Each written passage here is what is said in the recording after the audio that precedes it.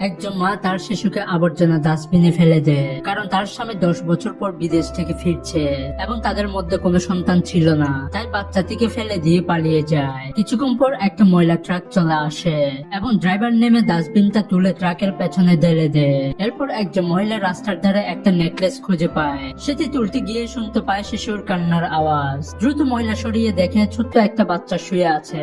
তারপর বাচ্চাটিকে কোলে তুলে নেয়। অন্যদিকে মা ছাদের উপর বাচ্চাটির জামা কাপড় লুকিয়ে রাখে। তখনই তার স্বামী চলে আসে এবং কথা বলার সময় বাচ্চা দুধের বোতল তার মাথায় এসে পড়ে।